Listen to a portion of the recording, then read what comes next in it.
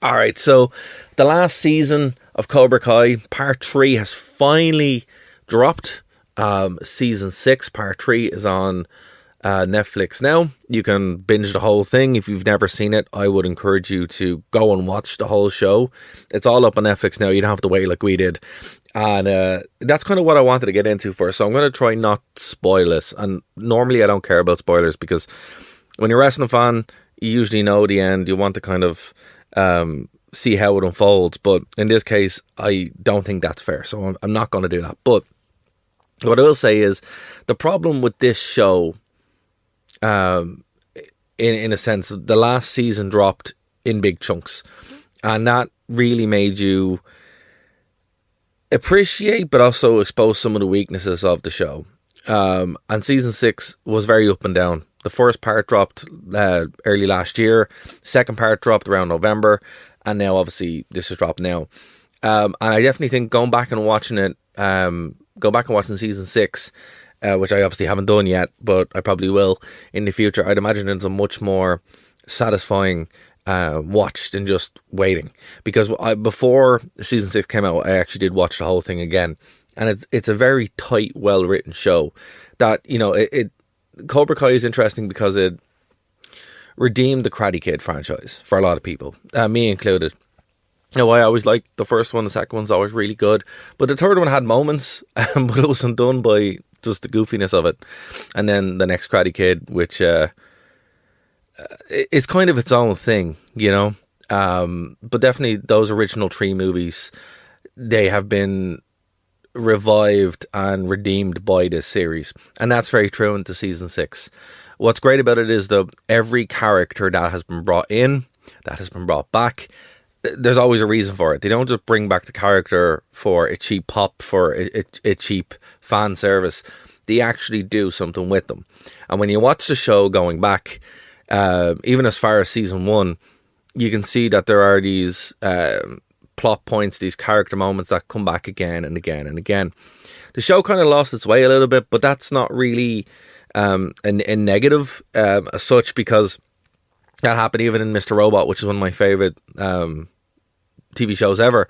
Season 2 is pretty rough, and then it redeems itself to be one of the best bits of TV you can ever watch, in my opinion. And Cobra Kai is very much the same. It should have been shorter, maybe. But remember, they had to deal with the pandemic. They had to deal with all this other kind of stuff. So they did the best with what they could. But what I'm saying is it delivers in a huge way. These last couple of episodes really make up for the elongated seasons, the break in between, whatever. These last couple episodes give you everything you want. Now, I know some people are going to be like, when you do watch it, you'll be like, but I wanted this. You probably didn't. And I'll do some spoilers now, just to talk about it, because I have to. But I'm going to give you the review now. Go watch it.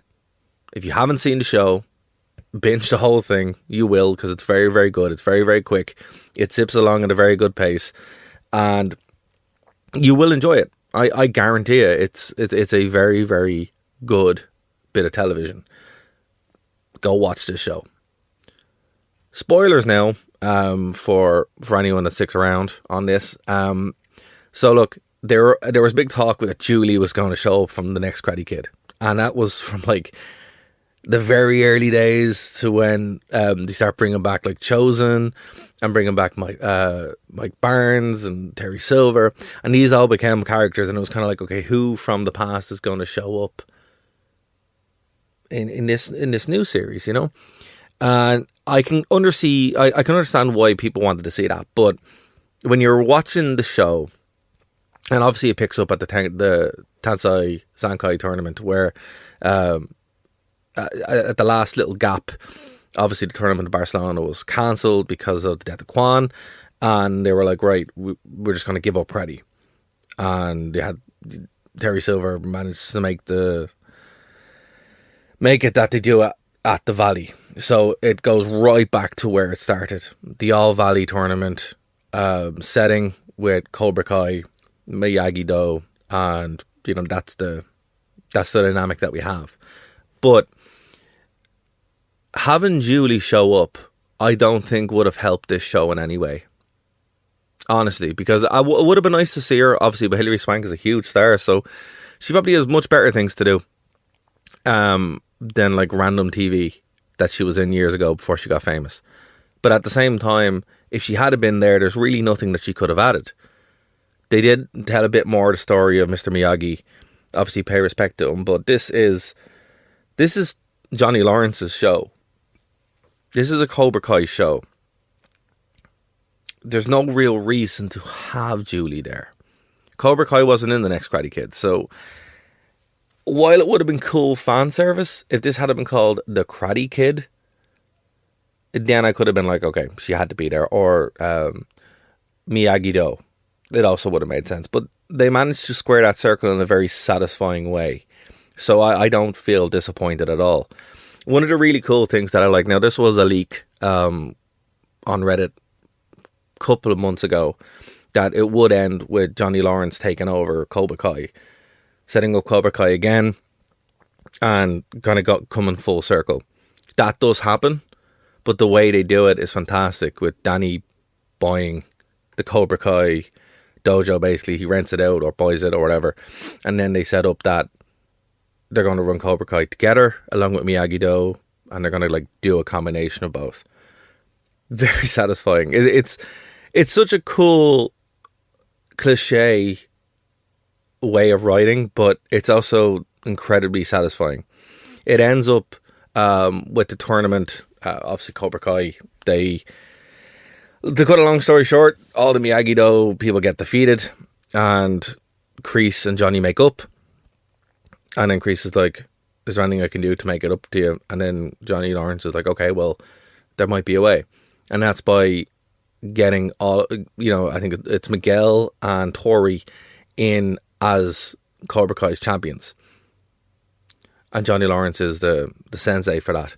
So they change up the whole dynamic of that really, really well. And it doesn't feel forced. It's not like, we have to do this. It's actually really well paced. And I don't know if it's because of the rewrites, the reshooting, the time that they had. But I've never seen a show do this where they force in something and it doesn't feel forced. It feels completely earned. So maybe redoing this entire series was a really cool idea, because they were, we don't obviously know what it was like before.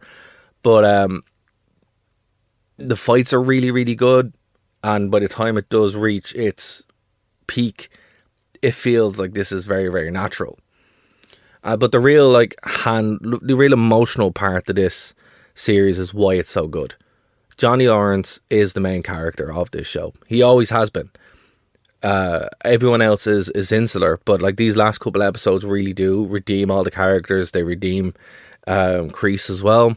There is a self-sacrifice where him and Terry Silver fight to the death, basically, which is, not unexpected, but also, again, that could be forced, but it is quite good how it's done.